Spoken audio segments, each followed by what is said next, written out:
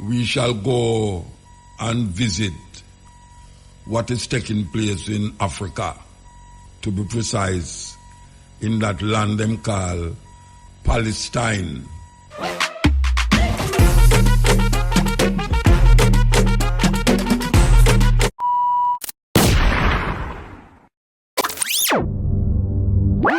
Thursday, and next warm Thursday, you know, we're going to carry a little bit outside of Jamaica this week, yeah. So much things are going on that we really have to bring attention to these things. Let it not be said we just deal with local things. We shall go and visit what is taking place in Africa, to be precise, in that land them call Palestine, in that place them call Israel. So much things are going on down there that it's hard not to mention it. Like something that connects us, recognize it, or maybe them don't even recognize it, that this is something that has been going on for thousands of years. Thousands of years. By some little tricky thing we're going on in the Bible, according to the Bible. But it's spill off now in a modern times where land is always the factor. You know, every war that has been fought over land. You name it. From the time of these people who call themselves Jews and the people them of Egypt, it was always an argument about land. From the people them left the British Isles and go into America and move the Native American from them land and shift them, just like we are going now in Israel, in Palestine. They move the people them slowly but surely off of the land that is sustainable and take with them land. And now we say the people them who inhabit America is now so-called legitimately owners of a land that them come there and kill off the people them and take away. And this crime go on and on and on and on without abating itself, it being abated. Now we see this thing we are going now was going on long time. And the major powers, including America, especially, just go on like say everything is okay because the country that them back is in control of everything. The problem is that, you know, if you back a rat in a can and him can't come out, and him go jump on you. If you back a dog in a corner and him can't move, him go and go jump on you and cause damage. But it's you back him in the corner. It's you back him in the corner. So when him jump on you, you say it's a wicked and cruel dog.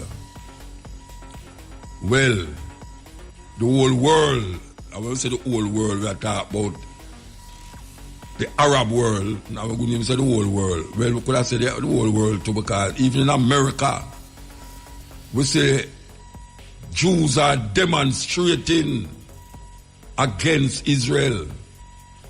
When you hear me say,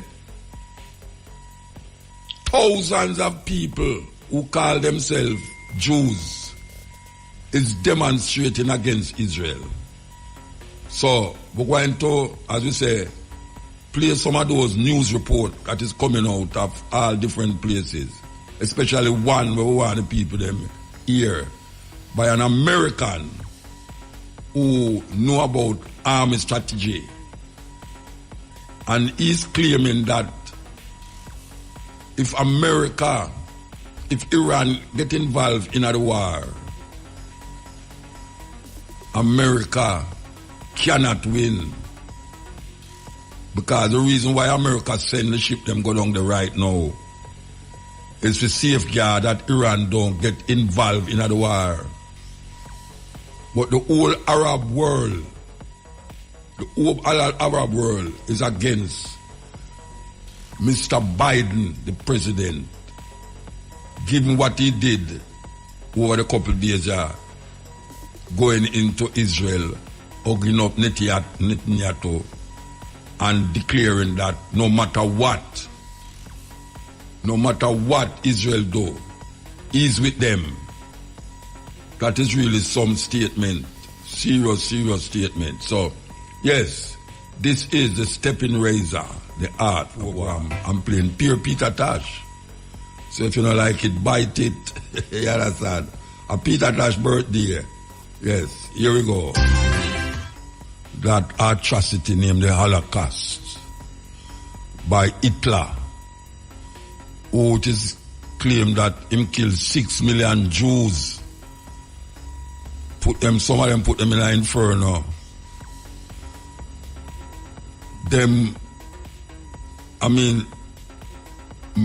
What we call a genocide at its highest level. It's amazing that those same people who go through that atrocity is now turning around and creating an atrocity in this earth and now at this time, and still claim to be the children of God. And the big power, America, is backing them at, just to say, well, anything you want to do, we're all right with it. Just do what you want to do. As a matter of fact, if anybody coming at the war, we are going to make sure that them stay out. It's weird, man. It's weird. And it's these people around the earth. It's them people around the world. And now we see a whole heap of nations are coming in. We see Russia and China are side up with one another. We see the Iranian them know say Hezbollah is for them friend. We see a whole heap of Arab nations is on edge because what them see happen in a Gaza 2 days ago with that bombing of that hospital. The Americans claim the Americans claim that it's not the Israeli bomb the hospital. For those of you now take note of where going. There was a hospital that was bombed in the Gaza. Them tell the people them say leave the north and go to the south. 2.5 million people supposed to move. But a little space them want to move. And meanwhile the people them are go down there. Them drop bomb in which part the people them are go. Now a hospital get bombed with almost most of the children at the hospital. I think them say most of 500 or 600 people dead in the hospital and thousands other get injured. And the Israeli them say it's not them do it. It's a group within Gaza. As a matter of fact, them say not even Hamas do it. Them say it's a group within Gaza accidentally shy a thing over and it accidentally drop back and drop in at the hospital and blow up the hospital. No Arab in the world believe that. Nobody no believe that. And you have a soldier, a big shot soldier.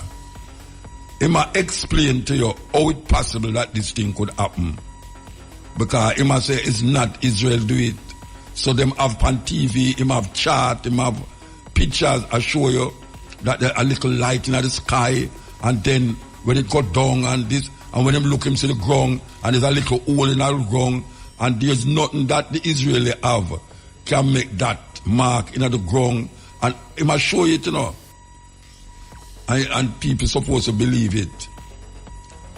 When I watched that, I remember when Colin Powell, when them did talk about Saddam Hussein, Abba, a weapon of mass destruction.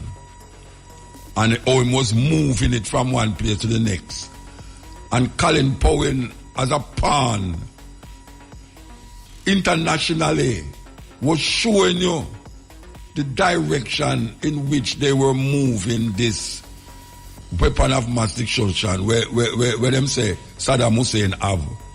And they must show you charts, they must show you picture, and Colin Powell, they direct the whole thing, and I show it. And the world believe it. The world believe it. Say Saddam Hussein was moving weapons of mass destruction from one area to the next. And Britain under Tony Blair make them believe it. We sit down there live in color TV. I watch Colin Powell have the chart and I direct everything. And the whole world believe it. And them kill Saddam Hussein and mash up Iraq. Totally mash up Iraq. Never to be fixed again. And now we see them come back with the same thing now. I don't want to believe what them I say. Because we have been to this road before. And mash up Iraq. Totally mash up Iraq. Never to be fixed again. And now we see them come back with the same thing now. I don't want to believe what them I say. Because we have been to this road before. Them I say is the Israel, the Palestinian, them say the Israel, some of the Palestinian. The matter of fact is that 500 people dead in a bomb raid. Thousands others get bombed out. If you ever say, it's like, let me call it, it's a collective punishment. We're going to come forward. We're going to come. So-called Israel, Palestine. We see where the LA newspapers and news reports and the Times news reports. I don't know much I have followed this thing, but when the first bomb the drop, when them invade Israel, the Palestinians them invade Israel and go over there and take the hostage them. There was a report coming out of America that the so-called terrorists them was decapitating children and raping the women them. And that sparked anger against these Palestinians, anger against Hamas. Now we see where the LA Times and the Times magazine, the newspapers is saying that nothing like that never take place. How them know? Because them have Americans down there. Them have them reporter down there. Them say nothing like that not take place. No decapitating and no children never take place. These are Americans who's reporting these things. But we are led to believe this thing. Just like how now we hear about the hospital we get bombed. And how much most of them are dead in their children. And now we hear say, is the same people them, children, who are fight against, the same people them who are fight against Israel them. It's them drop the bomb in the hospital, according to the Americans, by accident. Nobody believes that except American white people, some of them, and some people who's totally in bed with America. If you look by your TV and go to the news reports and look on the demonstration them are going, you'll never see nothing like that. The amount of Jewish organization we have come out against Netanyahu, our survivor name, Bibi them call him, yeah, Didi.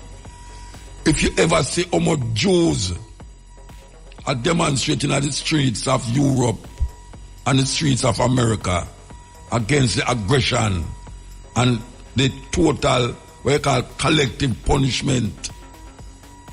That means that collective punishment is that you go for a group of people in an area, and in order to get the people them in the area where you go for, you start to punish the whole area You punish the people them who don't have nothing to do with the war where you have fight them.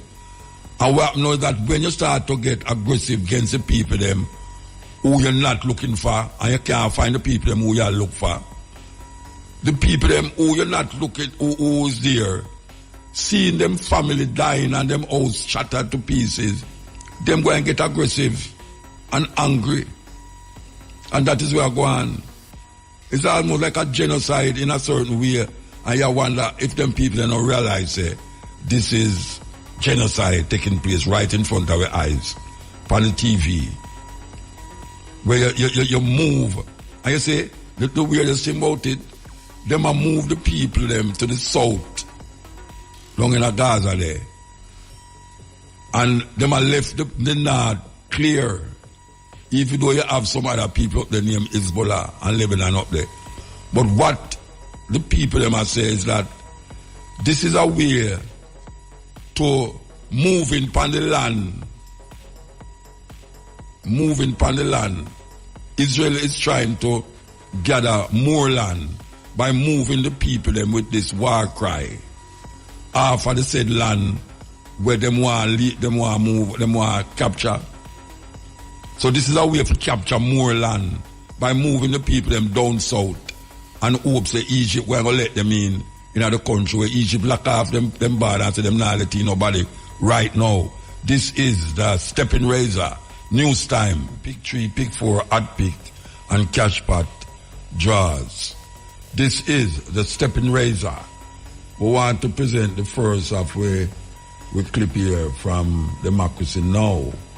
So listen. Welcome to Democracy Now!, democracynow.org, the War and Peace Report. I'm Amy Goodman. Gaza's humanitarian crisis is deepening as Israel continues to pummel the besieged Palestinian territory with air and artillery attacks for a 6th straight day, reducing whole neighborhoods to rubble.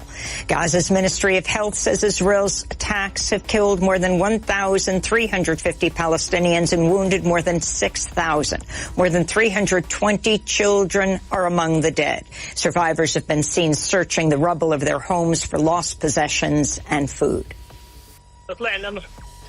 We left our homes thinking we would return in an hour. We left our belongings, money, food, and everything we owned. Now there are 50 people left homeless without food, drink, water, or electricity. I do not know how we will provide food for our children. I am searching here under the rubble for even the remains of lentils and rice, even a little for my children. Israel's energy minister said no basic resources or humanitarian aid, including water, will be allowed into Gaza until Hamas releases hostages. His warning came after Gaza's only power station ran out of fuel, plunging the territory into darkness. The International Committee of the Red Cross warned in a statement, quote, as Gaza loses power, hospitals lose power, putting newborns in incubators and elderly patients on oxygen at risk.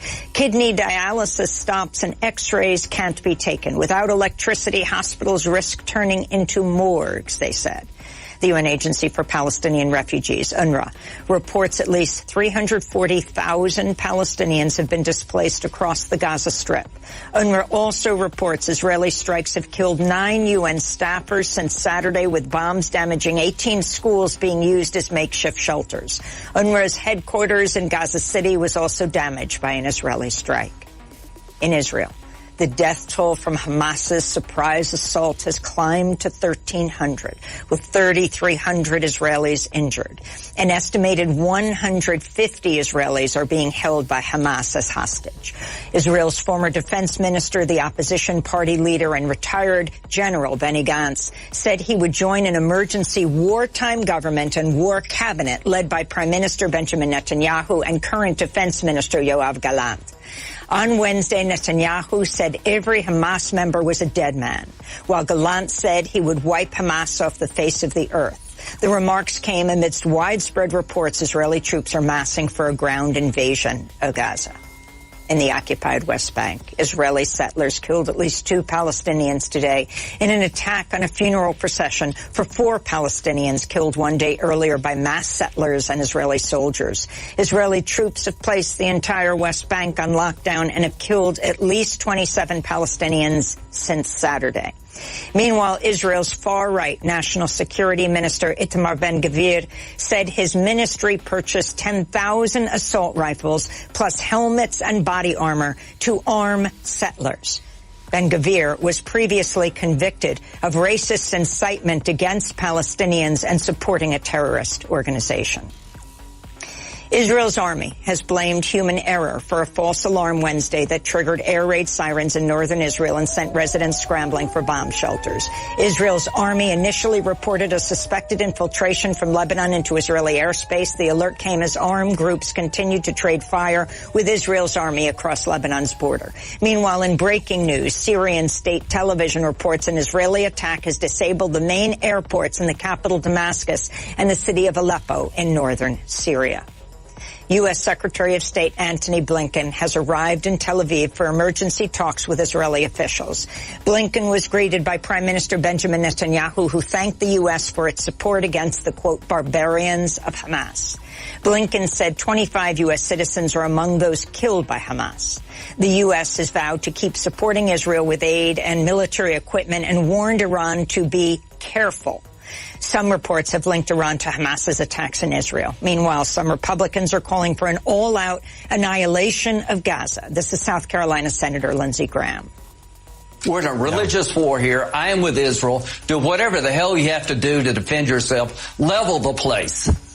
The group Jewish Voice for Peace has called for the U.S. to restrain Israel, writing, quote, the U.S. must work to immediately de-escalate to prevent the further loss of life and not fuel and exacerbate the violence by sending more weapons to Israel. There's only one way to end violence, to address its root cause, 75 years of Israeli military occupation and apartheid. We must end U.S. complicity in this systemic oppression, said the group Jewish Voice for Peace. In Ankara, Turkish President Recep Tayyip Erdogan condemned Israel's blockade of Gaza and its relentless bombing campaign as a massacre. Cutting off a city's water, electricity, entry and exits, collapsing its infrastructure, destroying all of its centers of worship from mosques to churches, as well as their schools, preventing people from getting the most fundamental needs, and bombing housing units where civilians reside. In other words, managing a conflict using every sort of embarrassing method. This is not a war, it is a massacre. On Wednesday, the Arab League convened an emergency meeting in Cairo where it called on Israel to immediately halt its attacks on Gaza for a return to negotiations with Palestinians. In Brussels, Belgium, leaders of the European Commission and European Parliament led a moment of silence Wednesday for victims of Hamas. The EU leaders did not mention Palestinian civilians killed by Israel. Landmarks across Europe were lit up in blue and white colors of the Israeli flag. The Eiffel Tower in Paris, the Bulgarian Parliament, and the Brandenburg Gate in Berlin, where on Wednesday several hundred protesters defied a ban on pro-Palestinian demonstrations. Several protesters were arrested. Elsewhere, hundreds in Vienna, Austria, defied a ban on protests to call for an end to Israel's assault on Gaza. The world bomb dropped on the hospital was an American MK-84 bomb. This precision-guided bomb is the largest in the MK family and weighs about 950 kilograms. That is the bomb where them drop on the hospital and claim say is the same Palestinian them drop it there by accident. So this is the breaking news where we are get here. The bomb dropped on the hospital was an American MK-84 bomb. This precision-guided bomb is the largest in the MK family and weigh about 950. The multifunction room, the Peter Tass Symposium starts at 5 p.m. and special attention is the reopening of the Peter Tash Museum that is on Trafalgar Road at Pulse. I hear that is special invitation, so yes, because I tell you that. And I hear that there's something happening in Belmont. We still not get the news about that we are going in Belmont. You know, IRFM used to go down there thousands of people draw down there. But that is no longer there. But them keeping a smaller, what we call, program down Belmont. So if you have any information, you can call and tell the operator and we will mention it. Africa has got to be free. The people them refer to when they talk about Jamaica and what Jamaica do for them struggle during their apartheid time. Yeah, man, a serious, serious thing. Peter Tosh coming around the war we are going in Palestine against the Palestinians and the Israeli and the Americans and the Hezbollah and Lebanon and Syria and others who might join later. So we want to play this thing is really an American analyze the situation if America get involved in this war, yeah. So here we go. Well, we are on World War III watch. It's like a crock pot of war rhetoric right now, all thrown into one big pot. Just a few minutes ago, Chinese President Xi Jinping threw his support behind Russian President Vladimir Putin and the security of the Russian state, military security for Russia. A congressional report out this morning warning that a war with Russia and China is on the horizon, and the U.S. should be prepared. Of course, we covered last night, U.S. Foreign Affairs Committee Chairman Mike McCall authorizing President Biden to use force in a war against Iran. The Biden regime has also discussed using military force if Lebanon-based Hezbollah attacks Israel with rockets. All of these things unfolding in a World War III watch right now. We figured we'd bring in former UN weapons inspector, former U.S. Marine Scott Ritter, whose analysis on geopolitics and everything going on with these strategic war rhetoric right now is so important. Scott, welcome to the show. Thank you very much for having me.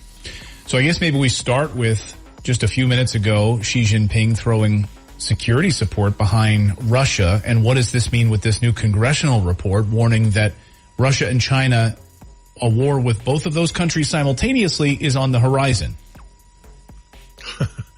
Well, first of all, let's talk about what Xi Jinping has done. China and Russia, of course, have a relationship that's superior to any treaty relationship. It's a relationship without any boundaries. This is what they've been saying. But there's been some boundaries. I mean, China has been a little bit reticent about Russia's military incursion into Ukraine. It violates China's Westphalian principles of sovereignty and things of that nature.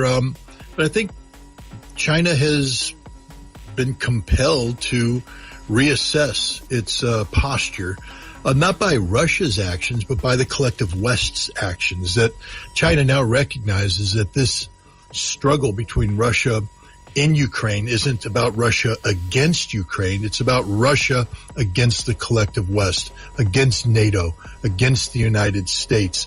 And then China has to evaluate the rhetoric and the actions that have been coming out of the United States, its European allies, its Asian allies, in regard to China, the strangulation of China that they're trying to do economically and geopolitically. And China, I think, has realized that the best way to protect China is to align China militarily, from a security standpoint, with the other nation that is lined up against the same enemy set that China's facing, and that's Russia. And this is a huge deal because it's not that China's military is going to be coming over the borders. I mean, I think you'll see some Chinese assistance from a material standpoint. You'll see some of this. You'll see closer cooperation between Russia and China. It won't be a one-way street. Russia has some technology it can offer China that will be devastating to America if China ever incorporates it. But more importantly, it's about the fact that Russia is no longer alone. That China now has says, we support what you're doing. We're on your side. We're on Team Putin when it comes to Ukraine, when it comes to the world, the global position. This is bad news for those in the United States who are trying to resurrect Cold War fantasies of being able to wage and win two wars simultaneously. You know, back when I was in the Marine Corps, we actually had a posture of fighting 2.5 wars. The way the United States was configured militarily, we could fight a war in Europe using NATO and defeat the Soviet Union. At the same time, we could fight a major war in the Pacific, probably North Korea, and defeat the North Korean Chinese threat, and still have sufficient force to engage in a smaller war, say in the Middle East, where we would fight a holding action until we won one of the two major wars and diverted the resources in to win the half war. And we had the forces to do that. We trained to do it. We were ready to do it. And thank God we never had to do it, but I think we could have done it. Today, we went from 2.5 to 2 wars. Today, we're down to literally one war, and we can't even do one war. Let's be honest. If we went to war right now in Europe against Russia, we don't have sufficient military force to prevail. We can fight a war. We can't win a war. If we went to war against China, we could fight a war, but we can't win it. And that's even if we bring the totality of our conventional strength into play. And now we're talking about doing it against both Russia and China. The costs that are going to be associated with this are phenomenal. First of all, it's going to require a massive expansion of our conventional military power. The United States Army just had a shortfall in recruiting. They are literally tens of thousands of personnel short of what their authorized manning strength is, which means instead of expanding the U.S. Army, they have to shrink it. They don't have enough men or women to fill the ranks. And so certain units, certain capabilities are being taken down to zero because you don't have manpower to do this. And now Congress is talking about beefing up with what? Are you going to go to a draft? Have you run that by the American people? Is it really smart for the United States to talk about fighting a 2 war? Do we know what that means? It means that America has to leave our continental fortress, go across the oceans to fight a war over there in their backyard. In their backyard. That means we're taking Russia on, in a confrontation in Europe where Russia's logistics are literally right there next to them. They're supplying themselves from interior lines of communication. We will have to extend ourselves. We don't have sufficient logistical buildup in Europe anymore. That would cost billions to do that. That means we have to sustain from the United States with lengthy supply lines. It's literally suicidal. So this is insane. Biden's talking about potential conflict with Iran. We can't fight Iran. We don't have the forces to do that.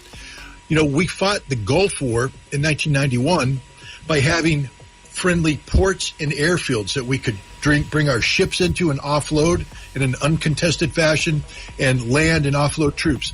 How are we going to do that in a war with Iran? They're going to blow up every port, blow up every airfield. It means now we have to do a forcible entry into an Iranian port, Chabahar, Bandar Abbas.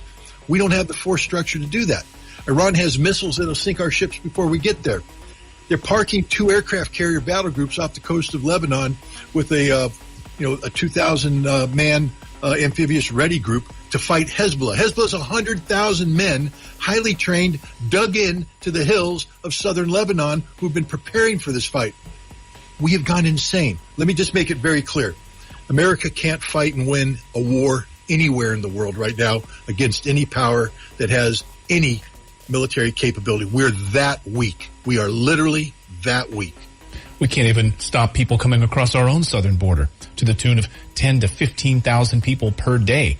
So we can really extend ourselves going all the way to China or Iran and turning, of course, former allies, I suppose, in Saudi Arabia against us as well. The Biden administration getting the cold shoulder from Saudi Arabia.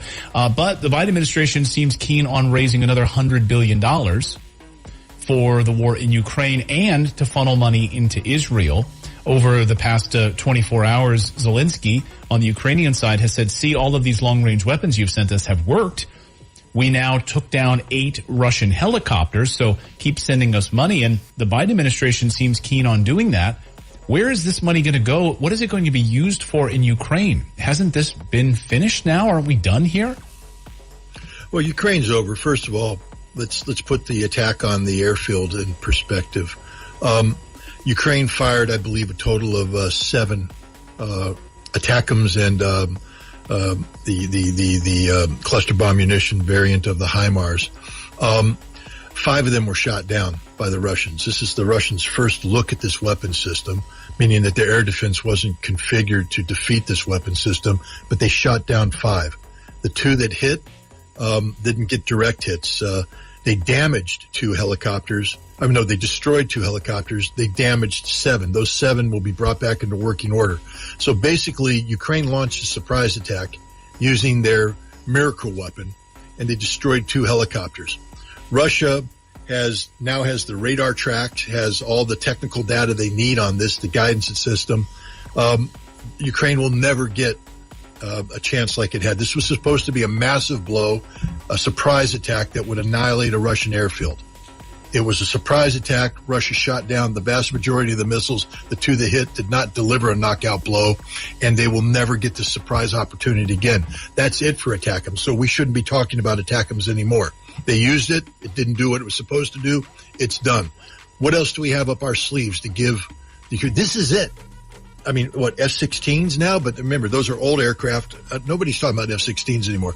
The ATACMS was the miracle weapon. It was the one everybody said we had to give to Ukraine to level the battlefield. We gave it to them. They used it. It isn't much. I told everybody that. It's not that good of a weapon system. And used against the Russians, it won't be any good. Now the Russians have built up a threat model. They're going to reconfigure their air defense, tinker it, and it's going to get shot down every time it's fired. Ukraine's got nothing left. Their strategic reserves are empty. They're fighting a series of battles on the front line right now where the operational tempo is dictated by Russia. Ukraine, whatever's left of the Ukrainian army is dying. They have nothing to replace it. Russia's taken over the initiative across the line of contact. It's all over but the screaming and the shouting of dead Ukrainians. And I don't mean to be too callous on it, but this is what it's about. It's about dead Ukrainians. The longer this goes on, the more Ukrainians are going to die and the more territory Ukraine's going to lose. Right now, Russia has initiated offensive operations in the Kupiansk area in the northern part of the line of contact. What's important about that? And again, this is something that most Westerners don't get. They don't understand. Russia kept that sector of the battlefield quiet. Why? Because it's on Ukrainian soil. Russia has always said, we're going to give this back to you when this war is done. We don't want to occupy Ukraine, but we have to maintain this so that we protect our defensive positions in Lugansk, south of that. But they didn't go on the offensive there for the longest time. They have now. What does that mean? See, some people don't understand that when the Russians make a decision to go on the offensive on Ukrainian soil, it means they're now going to own that soil. They're never giving it back. Kharkov is goodbye. So let's just put this in perspective. The vast majority of these people did their 2.5 years military service. The Israeli army is not very good. They have some units that are very capable, some of their special forces units, some of their specialized units. They have some technical units that are very good. But the mainstay, the infantry units, the armor units, they're not very good. And they become even less good by being pulled back from conventional combat duties to policing duties in the West Bank. So most of these reservists spent their time walking the streets in the West Bank, learning how to break the arms of 10-year-old children, how to rough up 15-year-old girls, and how to belly shoot 60-year-old men. That's what they did. Brutal occupation. It was horribly demoralizing for many of these people. They didn't like doing this, and when they left the military, they didn't have a high regard for the military. So now they're back, but this time they're being called upon to do something that nobody in Israel wants to do. Go into Gaza. Why? Because in 2014 they went into Gaza and Hamas handed it to them. In 2006 they went up against Hezbollah and Hezbollah handed it to them. The Israeli army just isn't that good, and they're scared to death because Hamas is waiting for them. This is one giant ambush, and the Israeli intelligence is blind. They don't know where they are. They're going to have to go in there and probe, and as they probe, they're going to be blown up, ambushed, slaughtered, and they know this. The other thing that scares them is once they go into Gaza, they're going to be committed to that battle with the bulk of their reserves. And if at that time Hezbollah decides to open up a northern front, Israel's got nothing left. And even if they had something left, they can't beat Hezbollah. They can't beat Hezbollah. They know it. They've exercised it. Last year, Chariots of Fire. This year, Firm Hand. Those are the names of two major exercises where Israel tested its ability to fight a conflict against the Palestinians and Hamas in the West Bank and Hezbollah up north, and they can't do it. They don't have the resources to do it. Now you throw in Iran, and they're definitely screwed. So America is stepping in saying, hey, we're going to flex our muscle in an effort to deter Hezbollah and Iran from striking. It's not working. 2 aircraft carrier battle groups and an amphibious ready group with 2,000 Marines does not a war win. And we don't have anything behind that. We got nothing. And so if they come, so I think what's going to happen is that Biden is going to try and talk some common sense into Netanyahu and let him know the hard reality that, yeah, we flexed our muscles here, but if Hezbollah comes across the border, we'll bomb them, but we can't stop them. It's up to you, and if you can't stop them, you're screwed. And so you might want to think about coming up with a different solution than the one you're picking right now, a full-faced invasion. There's a lot of things go behind to say the Israelis aren't as good as everybody thinks they are. They're very scared. Netanyahu's very weak. Remember how weak he was moving into this before the Hamas invasion. He was getting ready to collapse because of what he was doing with the judiciary and the reform, the rewriting of basic law. Hundreds of thousands of Israelis were in the streets. Right. It's gotten worse for him because everybody's blaming. He was Mr. Security. I will protect you. I am the man. And look what happened. Nobody trusts him.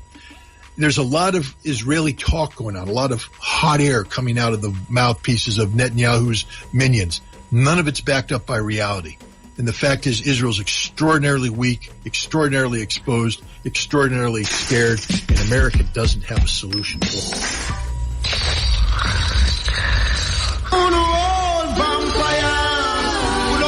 Government. I question it for years now, but I will question it more now. Like for the past 2 years, I question it more and more. Is democracy really the best form of government? Because when we look at countries that are democratic, we see them have a capitalist mindset. And that capitalist mindset don't allow unity. It don't allow people to be fulfilled in them everyday life. Democracy come like the political arm of Christianity.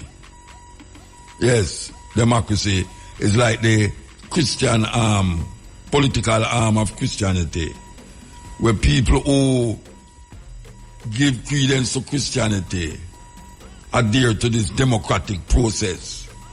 And people keep telling us that it is the best form of government, at least in the West, yeah. They might tell you that.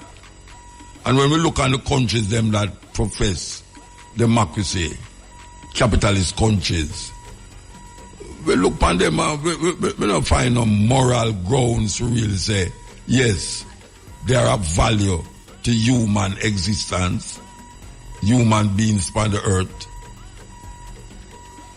So what we're going to do, if we say democracy is not working for the people, even though them say the government is for the people, by the people, of the people, and all the people them can think of.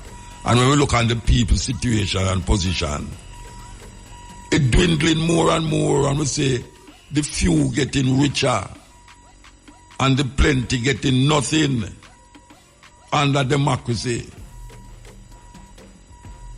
And the religion that was supposed to save you from all of this corruption, it's part of the corruption. It's part of the corruption. When last you sit down and listen to one of them evangelists out of America, really, that is Christianity working at its highest level. Highest level. Them people that live like movie star and music artists. It's like there's no shame, man. No shame in them thinking and in them pride. But them give the people this religion under capitalism, extension, democracy. This is the Steppin Razor coming forward. I start with the male names. Baruti. Baruti, B-A-R-U-T-I, Baruti, means teacher. Bayete, B-A-Y-E-T-E, Bayete, means between God and man. Bomani, B-O-M-A-N-I, Bomani, means warrior.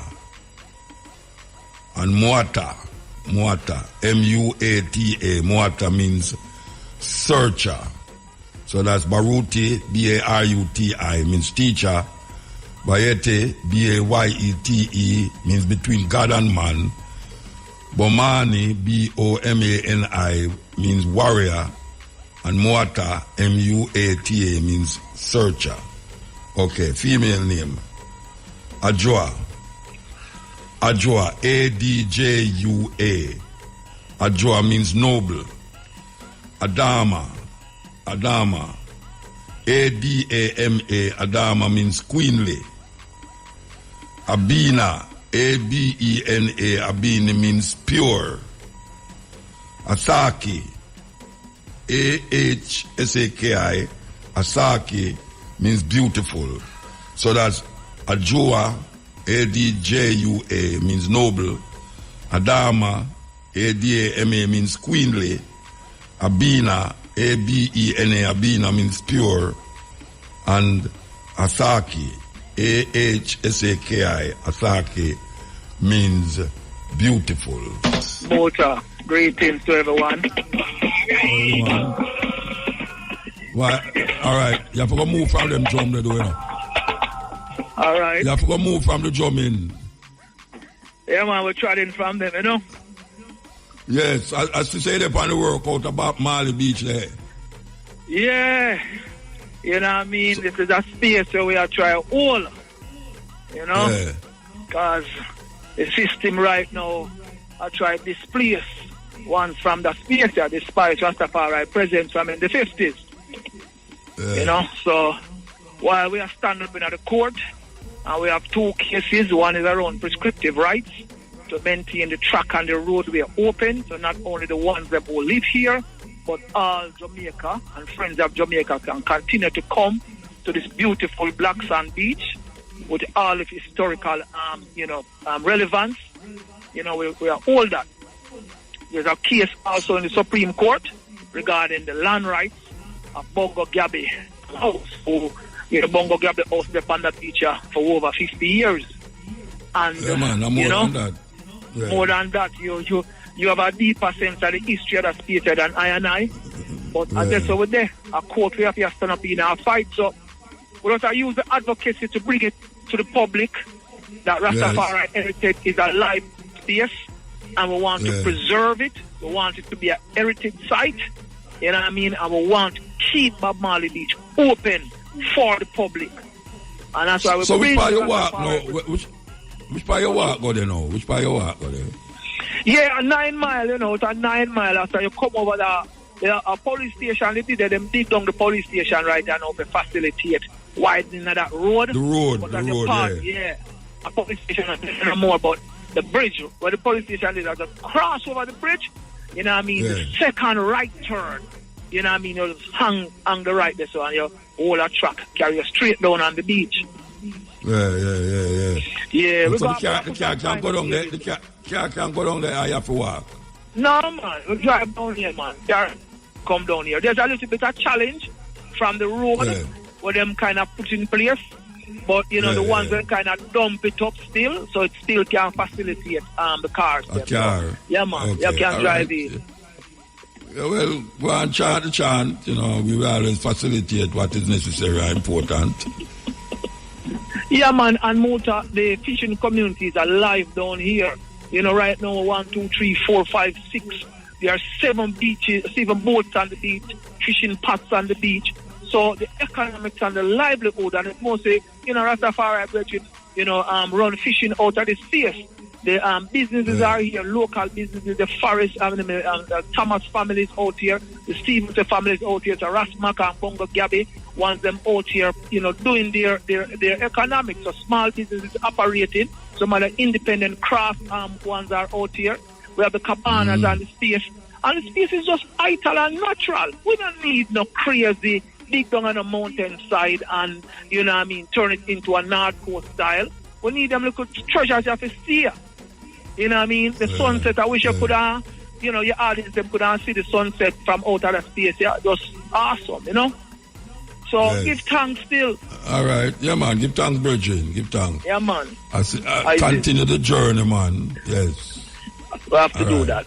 Yeah, man. Yeah, all right. That's the part I call it. AKA and we give thanks for Shane Clark.